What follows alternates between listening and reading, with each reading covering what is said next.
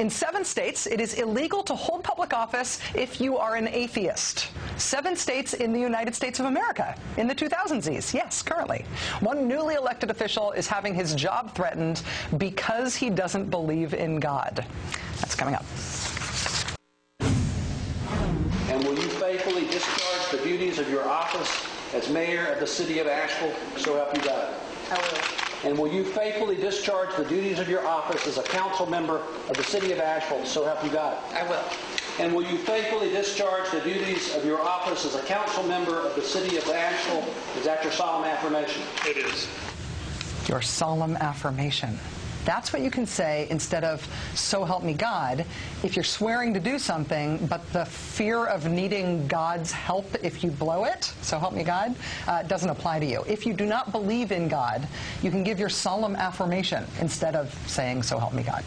Last week in Asheville, North Carolina, the fact that one new city councilor was sworn in with a solemn affirmation instead of a so help me God so enraged his critics that they are now threatening to try to remove him from office because he's an atheist.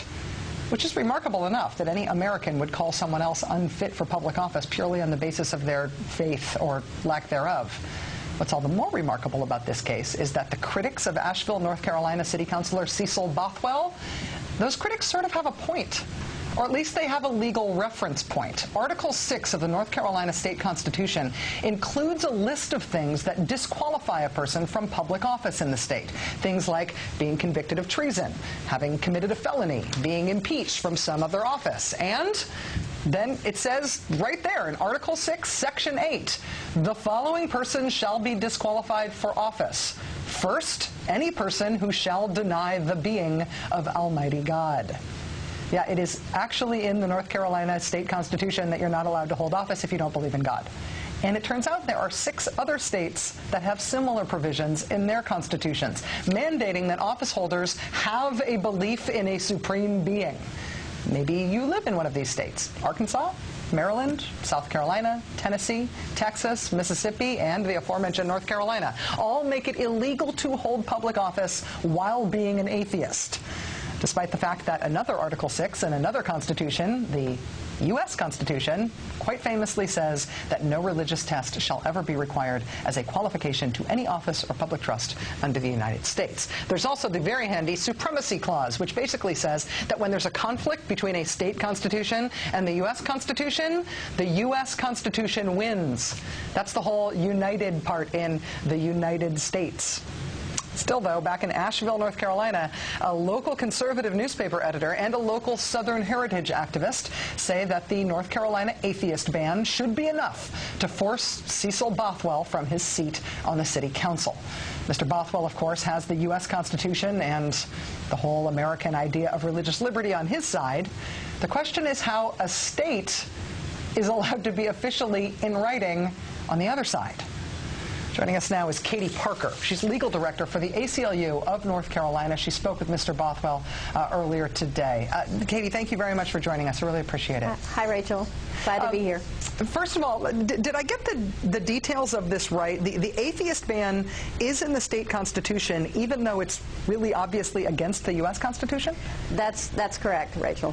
It is. When you spoke with Mr. Bothwell earlier today, did you get any sense of whether the councilman was concerned about maybe really losing his seat because of what's in the state constitution?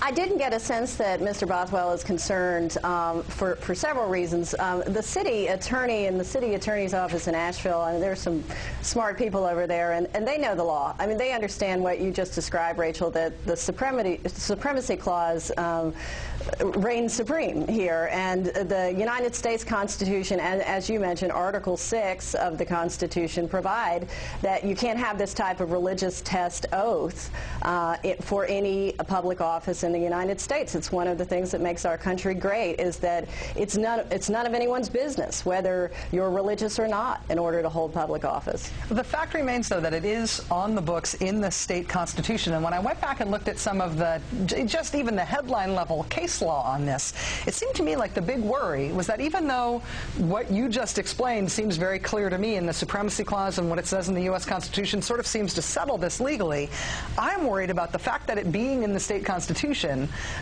I'm worried that might mean that Mr. Bothwell is going to be caught up in a legal battle over this for a long time and not be able to serve as a counselor.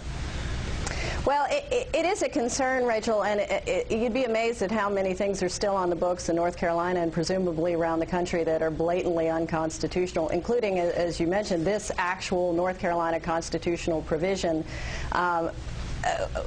It is a concern that it might be caught up in litigation.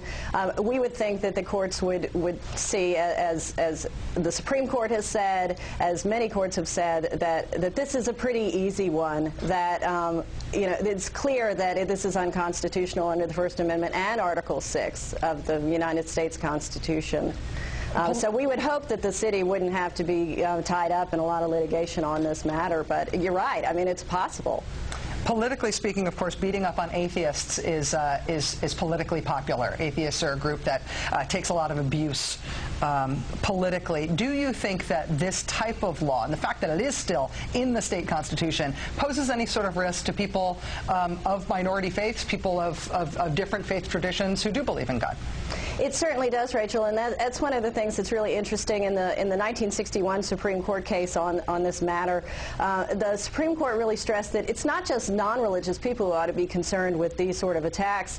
Religious people ought to be concerned as well, because it's a very private matter, your religion, and having the government be able to compel you to take a religious oath is a violation of a private matter for people who are religious and non-religious.